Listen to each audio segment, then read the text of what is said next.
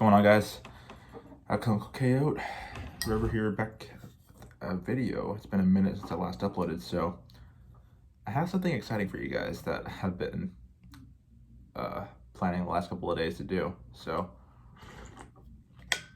without further ado, let's get into it. So I'm going to be starting a book study series where I will be taking various books. I'll be reading them right here on camera with you guys.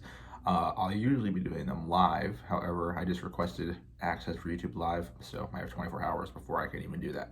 So the first one will be a video.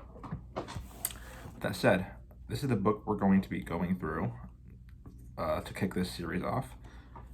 Practical Alchemy, Path to High Alchemical Arts, Illumination Through the Western Mysteries by Aethyrius. I've already read this book once, cover to cover, and it is packed full of insight, knowledge, and wisdom pertaining primarily, as you could have guessed, alchemy. So without further ado, I'm going to go ahead and flip it right on open. And we'll start with chapter 1. Presented from the viewpoint of Hermetic philosophy. And a lot of this book, by the way, is spoken in the first person because I do believe a lot of it was transcribed from the author doing a podcast. And I will also link his website as well as his YouTube channel down in the description. So you guys can go check him out because I've learned a lot from him and I feel as though you guys can learn a lot too. Without further ado, let's get started right with it. Chapter 1, presented from the viewpoint of Hermetic philosophy. The information in this book is presented from the viewpoint of classical Hermetic philosophy, as its aspects have been taught to me. There are all kinds of viewpoints about all kinds of words and conceptions that circulate about what alchemy is and what alchemy means to certain people. I am not here to say one is alchemy and one is not. I am here to say, from the classical Hermetic philosophy point of view, there is a specific definition of alchemy, which is the one used within the context of this book, so that there can be agreement on terms in order to clearly communicate. If there is no agreement on the meanings of terms, there can be no meaningful discourse, so there will be times when I overemphasize concepts and working definitions by saying things in multiple ways. I will define important terms as I am using them, as they are used in initiatory teachings the way things were taught to me. That enables the meaning that I give to align with a particular understanding without making anyone else's definitions an issue. If anyone wants to align with definitions that I give because it allows adoption of a paradigm that is more cohesive, that is one's personal choice. I will always make clear distinctions between what adepts have said to me and what I have been taught, what I have experienced, and what may just be an opinion or speculation based on an educated hypothesis that I have not yet tested. By the time I present an hypothesis, I am pretty sure that it is correct and usually will have gotten confirmation from someone whose opinion I feel is reasonably qualified to give one. I try to be really clear about those things because I think that it is really important. There is a time and place for hypothesis in esoteric work, research, and teaching. However, failure to specify when speaking beyond one's actual direct experience as if it were not speculation, a highly prevalent practice in esoteric publications, is both disingenuous and irresponsible. So that is the finishing of chapter 1. That's essentially an introduction, as you guys can see. Now we're going to get into some of the meat and potatoes. Chapter 2, conceptions about alchemy. There are a lot of high-level conceptions there are a lot of high-level concepts in alchemy, and the word is used ubiquitously throughout all kinds of spiritual and metaphysical literature. However, a classical Hermetic adept would say that the vast majority of the connotations that are used are not necessarily alchemy proper. One of the most prevalent concepts is that any kind of transformation is alchemy. Hermetically speaking, that is not correct. It does not mean that transformation is diminished. What it means is that while alchemy is transformation, transformation is not necessarily alchemy. Transformation is great, but when working with key definitions, in order to build a context for understanding something much deeper later, it is really important to clarify exact meanings. If somebody has a truly transformational experience, it does not invalidate it by saying that is not alchemy. It is just getting the terminology clear within context so there can be efficient communication. So I'm going to pause right there because I want to talk about this real quick for a brief moment. So he's absolutely 100% correct. Transformation is not always alchemy, but alchemy is transformation. So you see in a lot of New Age circles, right, where they're talking about alchemy this, alchemy that.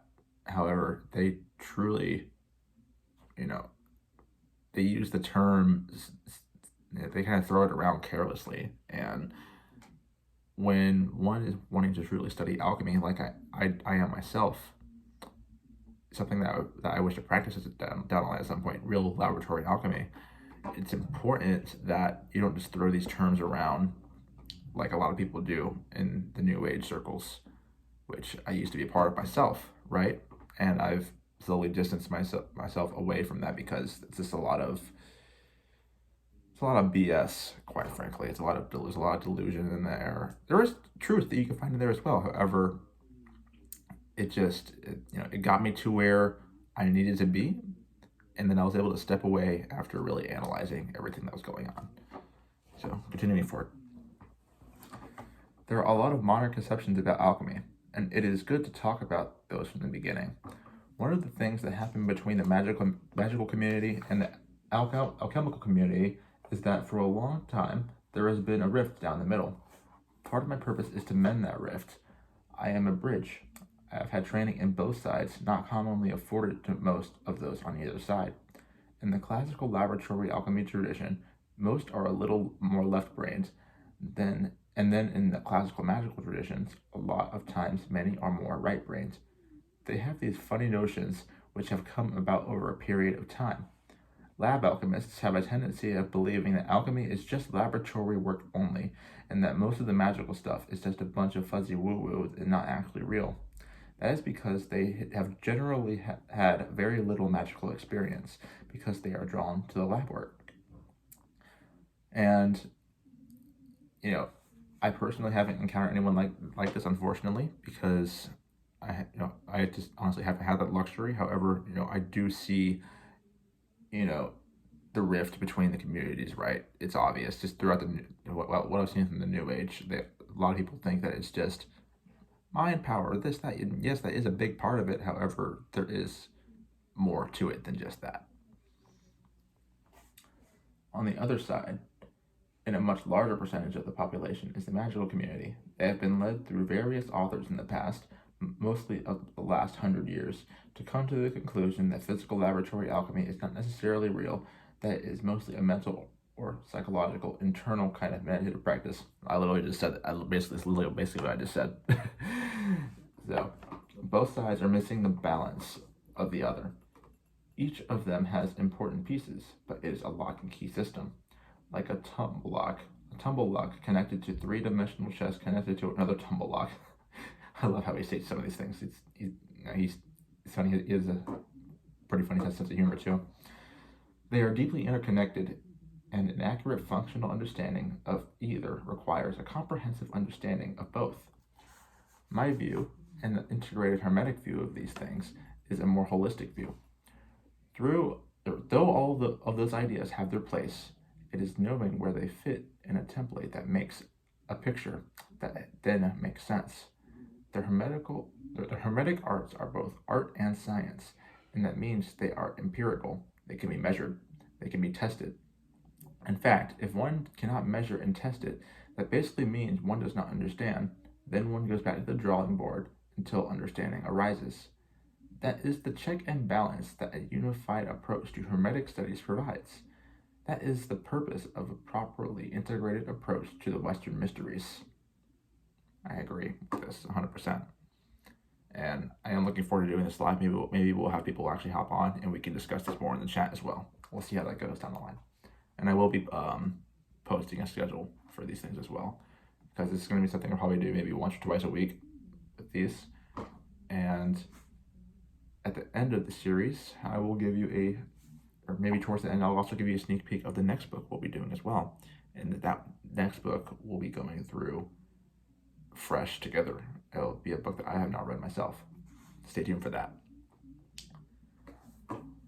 On one hand, alchemy is where understanding is proven, because if there is not correct understanding of how to take something, separate it, purify it, and put it back together again, the operation will not be successful. There is no self-deception. There is no fooling oneself into thinking grandiose things that are not actually true.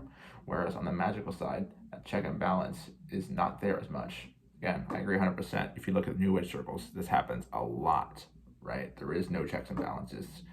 People kind of just believe a whole bunch of crazy shit, simply put. And while there may be truth in that, there's no way to really empirically confirm that. And that's something I've always had a problem with, personally. Okay. I'll just back a little bit.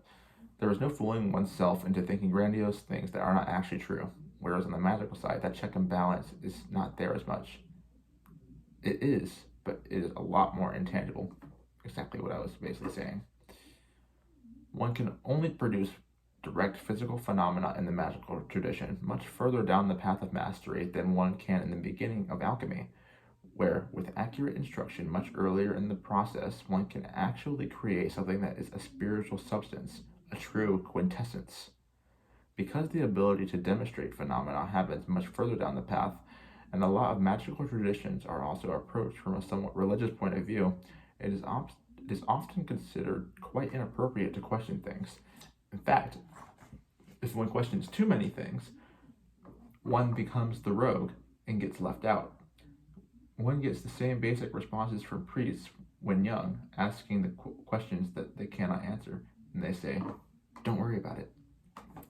The reason why understanding both magic and alchemy in context of each other is important is because the power is in the overlap. It is in the understanding, the in-between part, where true initiatory progress is made, because they are both part of each other. Just studying one in isolation helps get a little bit more of certain aspects down, but without their integration there is a glass ceiling, and it is not very far up. Unless seekers begin to integrate both, they never get past that barrier. It is still possible to have all kinds of experiences, but they will be horizontal. There will be no real vertical expansion. And I'm going to read one more chapter for you guys, because I feel like that was a little bit short. So we'll probably do about 3 to 4 chapters per video. And a lot of this is just going to be me reading. The study part is basically me making commentary on the things that I have stuff to comment on. And this series will get more refined as I do it as well. I'm just wanting to take the action on it and not really think about how to do it too much, just because it's better to take imperfect action than to wait for the perfect action to take me down a little bit. Bump my elbow. Anyway, chapter 3, definition of alchemy from a classical hermetic point of view. The definition of alchemy presented here is from a classical hermetic point of view. That classical point of view has to do with the separation of the 4 philosophical elements, or the 3 philosophical principles, depending on how one looks at the process of separating them, purifying them, and then recombining them to create one thing. That one thing is not a state of being that is found in nature. It is created by philosophical artifice. I am not saying that there is zero chance of somewhere out in the world there might be a little pocket of quintessence being formed, because I cannot say that. The universe is a mysterious place. Everything that is happening around us is alchemy. Every aspect of it is a spagyric, a chemical mechanism. It is separating, going through purifications, and recombining to create the world around us. Nature is doing what it is supposed to do, because it is such an open system that the subtler, finer parts get dissipated so quickly they cannot generally be seen or captured.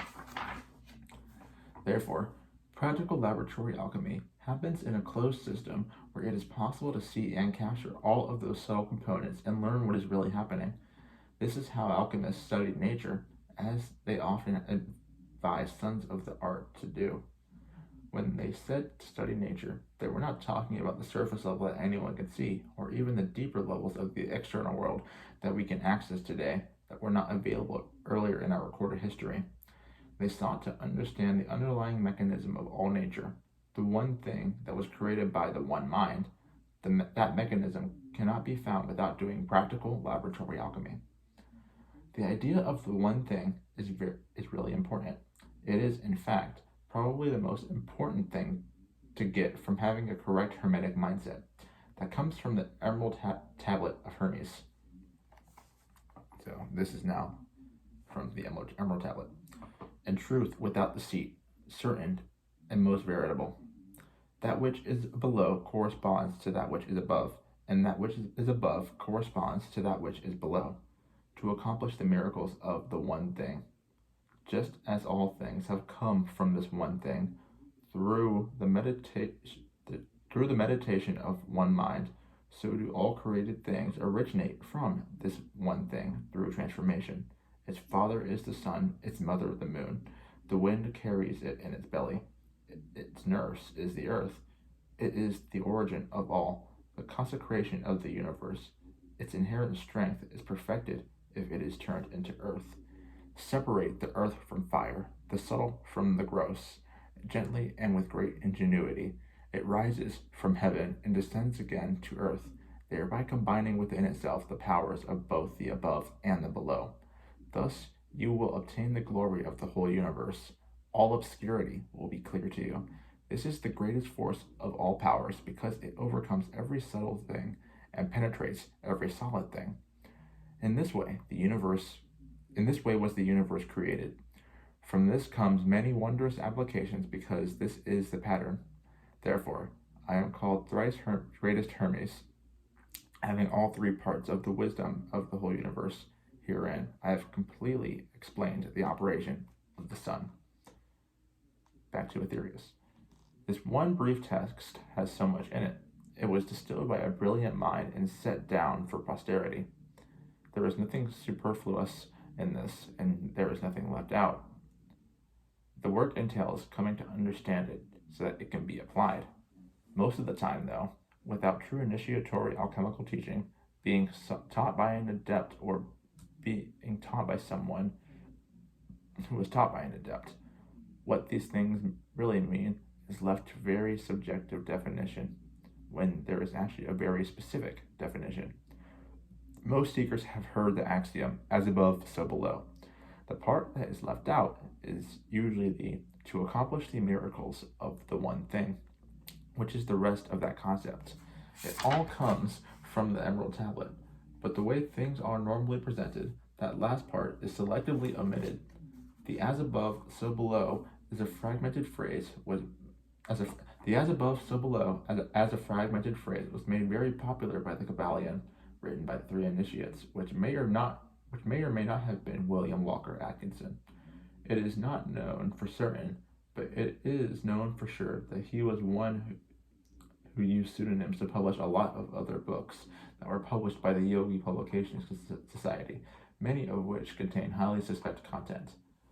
Another thing in the next rubric, when it is talking about the elements, is that its inherent strength is perfected if it is turned into the earth.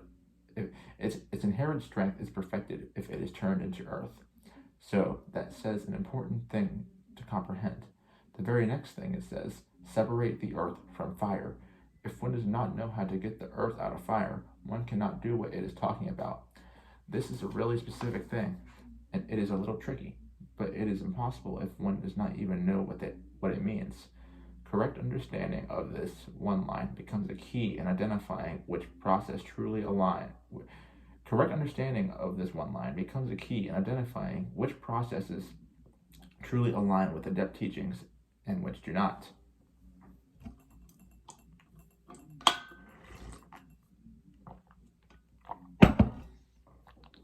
Someone must explain what these key rubrics actually mean, and a part of what I hope to convey is clarity about that. I have created a page for the Emerald Tablet on my website, which has a little more information in the Latin version from which this English version is derived.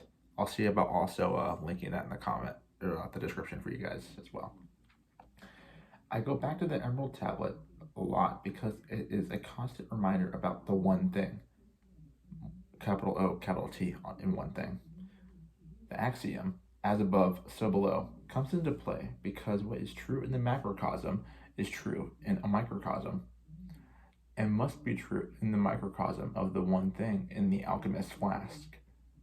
The highest truth on that one level has to also be somehow replicated or reflected on the lower level, or it is not truth. The reason I emphasize that is because physical laboratory alchemy is about making quintessences.